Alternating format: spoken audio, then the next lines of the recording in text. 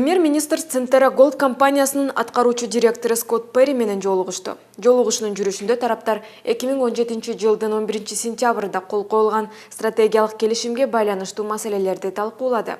Өкмөт башчы бул долбоор коомчулуктун көңүлүн өзүнө буруп турарын, буга байланыштуу тараптардын бардык сүйлөшүүлөрү жана кабыл алынган чечимдер ачык айкын жана коомдун кызыкчылыгы үчүн иштеши тийиштигин белгиледи. Ал ошондой эле Центера компаниясынын Кумтөр долбоорун ачык башкаруу тутумун түзүү жана жаратылышты коргоо иш-чараларын каржылоону кеңейтүү боюнча жасаган кадамдарын колдоого алабыз деп билдирди. Буга катар инвестициялык долбоорлорду ишке ашыруу алкагында айлана чөйрөнү коргоо жана социалдык өнөктөштүк маселелери боюнча белгилүү жыйынтыктарга жетишүү зарыл, деди Мухаммедкалый Абылгазиев. Өкмөттө өлкөнүн шаарларында ичүүчү суу менен камсыздоо тутумун калыбына келтирүү боюнча гранттык жана насыялык долбоорлор, салыктык башкарууну модернизациялоо, Бишкектеги түндүк айланып өтүү жолунун реконструкциясы, ошондой эле Борбор Азия аймактык экономикалык кызматташуу 1 жана 3 коридорлорунун бириктирүүчү жолдор долбоорунун 2 фазасы талкууланды. Калктуу жерлерди инженердик инфраструктура менен камсыздоо үчүн бир далай акча каражаттары зарыл. Буга байланыштуу тышкы инвестициялар тартылууда. Премьер-министр мамлекеттик органдардын жетекчилери инвестициялык долбоорлорду ишке ашыруу үчүн жеке жоопкерчилигин алышаарын белгиледи. Өкмөт башчы мүмкүн болгон тобокелчиликтерди болушунча четтетүү үчүн тыкыр талдоо жүргүзүүнүн маанилүүлүгүн баса көрсөттү. Биринчи вице-премьер-министр Кубатбек Боронов мындан 1,5 ай мурда Казарман айылында макмал алтын өндүрүүчү фабрикасынын аймагында болгон өрттөө окуяларын талкуулады. Компаниянын жетекчилигинин маалыматы боюнча, болжолдуу зыяндын суммасы 2,3 миллион АКШ доллар. Кубатбек Боронов окуяны тергөөнүн жыйынтыктарын күтүп, башаламандыктардын уюштуруучуларын аныктоо зарылдыгын баса көрсөттү. Жергиликтүү бийлик органдары жана укук коргоо органдары токен иштетүү компаниялары менен жергиликтүү тургундардын ортосундагы карама-каршылыктардын алдын алуу үчүн чараларды көрүү менен иштөөсү маанилүү, деди. Ал ошондой эле өкмөттүн чет элдик инвесторлору менен натыйжалуу кызматташуу принципиалдуу мааниге ээ экендигин белгиледи. Кыргыз өкмөтү Европадагы коопсуздук жана кызматташтык уюму менен болгон алакаларды жогору баалайт. Мындай билдирүүнү премьер-министр ЕКУКунун башкы катчысы Томас Гремингер менен жолугушуунун жүрүшүндө айтты. Мухаммедкалый Абылгазиев өткөн жылы өлкөдө шайлоочулардын биометрикалык каттоосун пайдалануу менен президенттик шайлоо өткөрүлгөндүгүн, натыйжада атамекендик тарыхта алгач ирет бийликти тынч жол аркылуу өткөрүп берүү мүмкүндүгү пайда болгондугун эскертип өттү. Бүгүнкү күнү өлкөнүн аймактарын өнүктүрүүгө жана мамлекеттик органдардын ишмердилигин санариптештирүүгө өзгөчө көңүл бурулат. Бул маселеде биз сиздердин колдоо көрсөтүүңүздөргө ишенебиз, деди өкмөт башчы. Томас Гремингер ЕКУКунун кыргыз тараптын парламенттик демократия жолун тандоо чечимин жогору баалайт. Өз тарабынан ЕКУКунун республикага парламентаризмди жана демократиялык институттарды бекемдөөдө мындан ары да колдоо көрсөтөт деп белгиледи.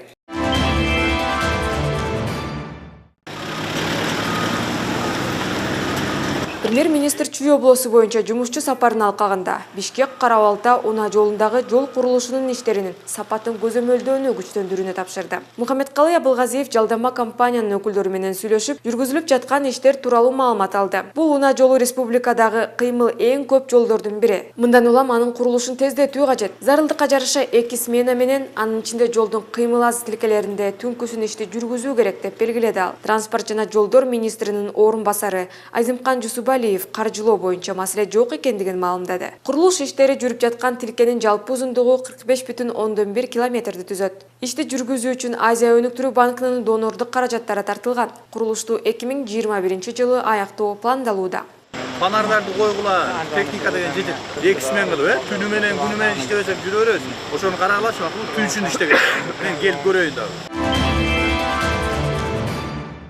Аны менен катар премьер-министр Жайыл районунун Бекитай айылындагы орто мектептин курулушу менен таанышты. Мында курулуш иштери 80% аяктаган. Өкмөт башчы Чүй облусундагы мектептердин курулушун улантуу үчүн каражат табууну тапшырды. Айыл жерине келгенде, айыл жериндеги проблемаларды баарын билебиз. Өзүңүздөр билесиздер, азыр эми урматтуу президент Сооронбай Шарипович айыл жерин өнүктүрөлү, региондорду өнүктүрөлү, элибиздин 70% айыл жеринде жашайт.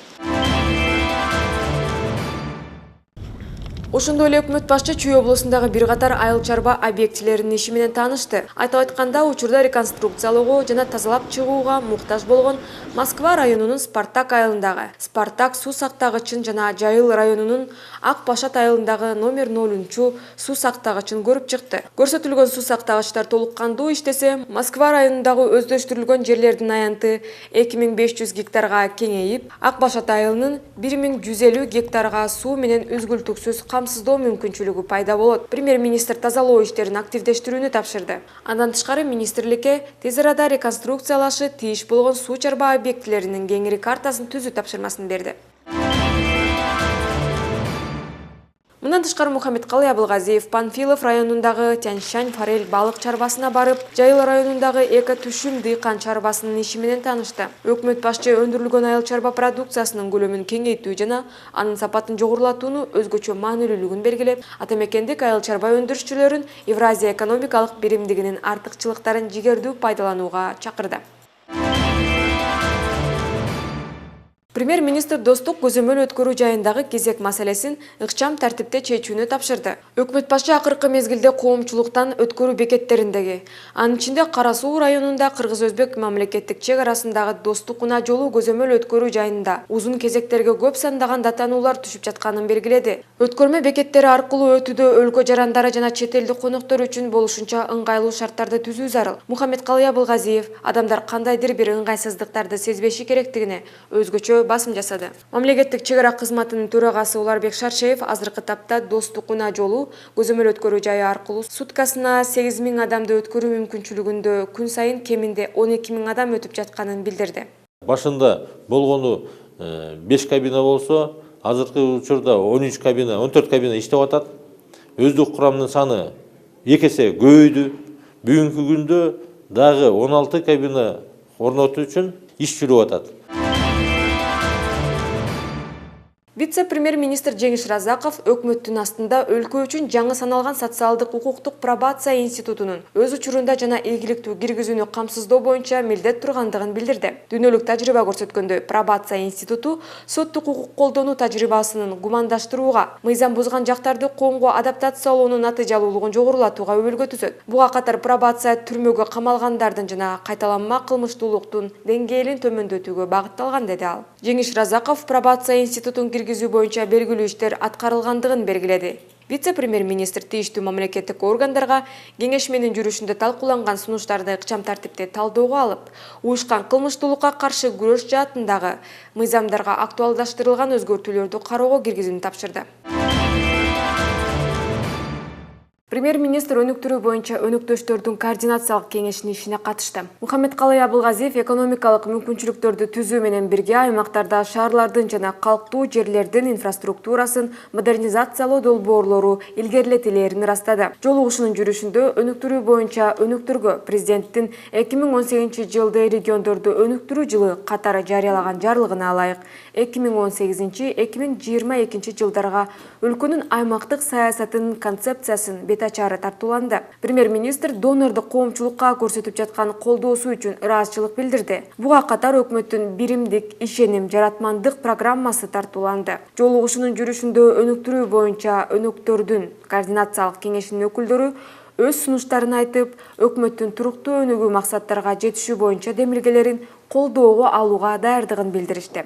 Негизинен ушул көбүнчө ушул концепцияда камтылган багыттар боюнча бүгүн биздин донорлор өзлөрүнүн сунуштарын, сын пикирлерин жана сунуштарын айтышты.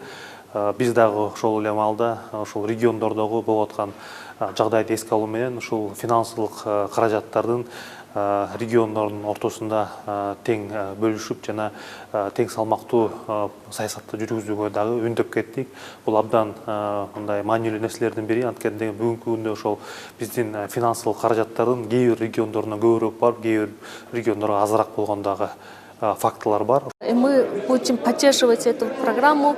Мы поставили несколько вопросов, и мы надеемся, что мы продолжим этот диалог в дальнейшем тоже. Очень хорошо восприняли вот эту новую программу правительства по региональному развитию и указ президента, указ правительства.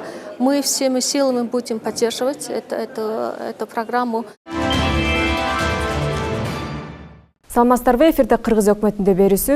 Биз бүгүн мамлекеттик органдардагы оптимизациялоо иштери тууралуу маек курабыз. Бул жаатта айыл чарба тармагында кандай иштер жүрүп жатат, бизге министрликтин стат катчысы Ташболотов Максат Ташболотович айтып берет. Кош келипсиз. Максатбек Ташболотович, айта кетсеңиз, азыр ушул оптимизациялоонун алкагында министрликте кандай иштер жүрүп жатат? Кыргыз Республикасынын өкмөтүнүн 7 майдагы 227 токтомуна ылайык бардык мамлекеттик органдар сыяктуу эле биздин айыл чарба, тамак аш өнөр жайы жана мелиорация министринде азыркы мезгилде ошол штаттык бирдиктерди кыскартуу, оптималдаштыруу боюнча иштер жүрүп атат. Бул башталганына, бул токтом чыкканга чейин эле башталган. Bizde azırkı mezgilde Ayıl Çarba Ministerliğinde 5396 kişi işteydi. Oşonun 516 kişisin azırkı şu toktomga layık biz kıskartıp atабыз. Бұл жерде белгилеп коя турган нерсе биздин министрликтин курамындагы суу чарба жана мелиорация департаментинин кызматкерлеринин саны көп. Башкача айтканда 5396 бирдиктин ичинен 4552 бирдик бул ошол департаментке тиешелүү. Ошого байланыштуу бул департаменттен да азыркы мезгилде 455 штат бирдиги кыскарып атат. Эми бул биринчи кезекте сөзсүз эле ошол кишилердин штаттын санын кыскартуу эмес, конечно, баягы 10%га чейин кыскартыш керек, бюджеттик каражаттарды үнөмдөш керек деген маселе бар. Эң негизгиси азыркы мезгилде биз Евразиялык экономикалык биримдикке киргендигибизге байланыштуу Европалык Союзга жана ВСП плюс деген боюнча айыл чарба продукцияларын экспорттоого мүмкүнчүлүктөр көбөйгөнүнө байланыштуу азыркы мезгилде жаңы талаптар пайда болду. Азыркы мезгилде жаңы лабораторияларды куруш керек. Бир топ лаборатория азыркы мезгилде курулуп иштеп атат, бирок дагы бизге куруш керек. Андан тышкары ошол экспортко кете турган продукцияларды сактап ыңгайлуу мезгилде башка мамлекеттерге экспорттоо үчүн логистикалык борборлорду куруу маселеси турат. Бул боюнча дагы бардык региондордо иштер жүрүп атат. Азыркы мезгилде логистикалык борборлор түзүлгөн, бир нече, бирок жетиштүү эмес. Андан тышкары чет мамлекеттерге экспортко жөнөтүш үчүн малдарды союу үчүн атайын мал союучу пункттарды ачыш. Себеби ошолор сертификат алып, ошол башка мамлекеттерге мал чарба продукцияларын өзгөчө этти жакшы сапатта экспорттоонун үстүндө иштеш керек. Акыркы ушул Евразиялык экономикалык союзга биримдикке киргенден кийин, анан Европага биздин айыл чарба продукцияларын экспорттоого мүмкүнчүлүк түзүлгөндөн кийин бул экспортко кете турган айыл чарба продукцияларына талап күчөдү. Ошолордун сапатына да талап күчөдү. Азыркы мезгилде бардык жерде ушул азык-түлүк коопсуздугун камсыз кылуу менен ошолордун сапатын жогорулатуу жөнүндө. Жакында эле мына Россиянын Воронеж шаарында Европанын айыл чарба министрлери орун басарлары, Туркия, Азербайжан, Армения, анан борбордук Азия мамлекеттеринин министрлеринин орун басарлары, министрлер катышкан конференция болду, ФАО уюштурган. Ошол конференцияда дагы биринчи кезекте азыркы айыл чарбасын туруктуу өнүктүрүү, азык-түлүк коопсуздугун анын ичинде өндүрүлгөн башка өзгөчө мамлекеттерге экспортко жибериле турган же болбосо импортко ала турган продукциялардын мындай сапаттуу болушу, коопсуз болушу жөнүндө маселе талкууланды да. Азыркы мезгилде бардык мамлекеттер ушул маселеге өзгөчө көңүл буруп атышат. Ошон үчүн бул багытта азыркы мына өндүргөн продукциянын сапатын жогорулатуу, анын коопсуздугун камсыз кылуу биздин артыкчылыктуу иштерибиздин бири да. Андан тышкары урматтуу президентибиз Сооронбай Шарипович Ысык Көл областына болгон иш сапарында айтты, биз акырындап өндүрүлгөн айыл чарба продукцияларын кайра иштетүүгө жетишишибиз керек деп. айылда өндүрүлгөн продукциялардын көбүндү. Азыркы мезгилде көпчүлүк биздин айыл чарба продукциялары чийки түрүндө башка мамлекеттерге экспорттолуп кетип атат. Биз жок дегенде акырындап ар бир жыл сайын ошол экспортко кете турган кайра иштетилген продукциялардын көлөмүн көбөйтүшүбүз керек. Бул багытта дагы бир топ иштерди жүргүзүш керек. Андан кийин азыркы кездеги жаңы технологияларды киргизиш керек. Ошого байланыштуу ошол азыркы мезгилдеги бизде жүрүп аткан реформа, айыл чарбасында жүрүп аткан реформа азыркы замандын талабына жооп бере турган түзүмдөрдү түзүү, анан эң негизгиси кадрларга өзгөчө көңүл буруу маселеси өтө маанилүү, актуалдуу болуп атат азыркы мезгилде. Демек, бул ведомстводагы штаттык бирдиктерди кыскартуу эмес, иретке келтирүү десек болот турбайбы? Ошо эң негизгиси ошол айыл чарба тармагындагы иштерди жакшыртуу боюнча. Ошол жерде туруктуу системаны түзүш эң маанилүү маселе болуп эсептелет. Анан бул жерде жана кыскарып аткан биздин адистер өзгөчө мына суу чарбасында иштегендер болсо, булар коомдук бирикмелер бар, кайра иштетүү ишканалары түзүлүп атат, жана логистикалык борбор дегендер түзүлүп атат. Ошол жактарга иштөөгө мүмкүнчүлүктөрү бар да. Эми өзүңөр билесиңер, 516 кишини кыскарткандан кийин алар дагы башка жумуш орундарын таап, башка жумуштарга, анан бул көбүнчө баягы түздөн түз айыл чарбасынын өзүндө иштей турган иштерге багытталат да. Ошол штаттык бирдиктерди кыскартууда кандай критерийлер коюлган? Биз айыл чарба министрлигинде функционалдык анализ дегенди жасап көргөнбүз да. Анан ошол анализдин негизинде кээ бир кызматтарда баягы орусча айтканда нагрузка деген кичине азыраак. Анан ошол функционалдык анализдин негизинде биз баягы нагрузкасы же болбосо иштин көлөмү азыраак болгон жерлерге кыскарган штат бирдиктеринин нагрузкаларын ошолорго берип, ошолорду иштеткенге мүмкүнчүлүк бар. Дагы бир жолу белгилеп коеюн, бул көбүнчө баягы суу чарба тармагында кыскартуулар көп болуп атат.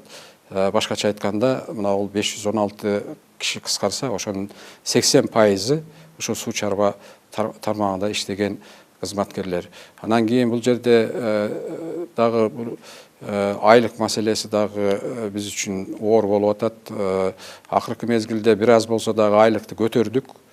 Мурда суу чарба тармагында иштеген жөнөкөй кызматкерлер 3,5 миң, 4 миңге жетпеген айлык алып эметсе, азыр болсо 5 миңден кем эмес айлык алып атышат. Ал эми тиги бизде иштеген жөнөкөй адистер азыркы мезгилде 8,5 миң, 9 миң сом айлык алышат. Анан азыркы баягы жогорку окуу жайларын бүткөн жаштар мындай төмөнкү деңгээлдеги айлыкка келиши өтө кыйын болуп атат. Экинчи жагынан ошол даярдалган адистер дагы бизге келип, анан мамлекеттик кызматка конкурс аркылуу өтүш керек да. Ошол конкурска катышканда конкурстан өтүш булар үчүн дагы көйгөй болуп атат. Бир жолу, эки жолу, үч жолу катышып, ошо конкурстан өтпөй аткандар да бар да. Ошол оптимизациянын дагы бир максаттарынын бири бул бюджеттик каражаттарды үнөмдөө эле да. Ушул боюнча да кененирээк токтолсоңуз. Ошол эсептелип чыккан 40 миллион сомдон ашык ошол кыскартуулардын эсебинен бюджетке үнөм болот, экономия болот. Анан эми аны финансы министрлиги кандай кылып кайсы жакка эметкени ошо бюджетке түшкөндөн кийин чечилет.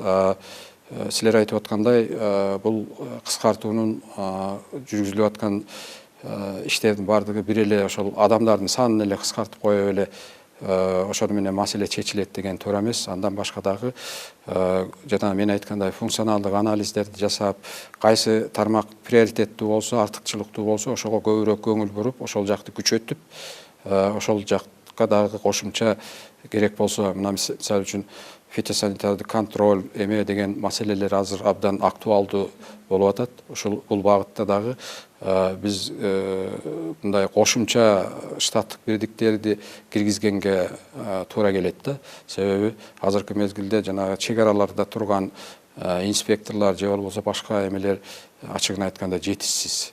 Ошолор бардыгы мындай натыйжалуу иштеш үчүн, толук кандуу иштеш үчүн ошолордун санын көбөйтүп, Анан экинчиси ошолордун тиги айлык маянасын дагы көтөрүп, материалдык жактан дагы, моралдык жактан дагы колдоо көрсөтүп туруп, ошолорду ишке кызыктырып туруп ишти жакшыртыш керек да. Сизге убакыт бөлүп маек берип кеткениңизге чоң рахмат. Биз бүгүн айыл чарба тармагындагы оптимизациялоо иштери тууралуу маек курдук. Маектешкен мен Жеңиш Гүлшабданбекова. Саламатта калыңыздар.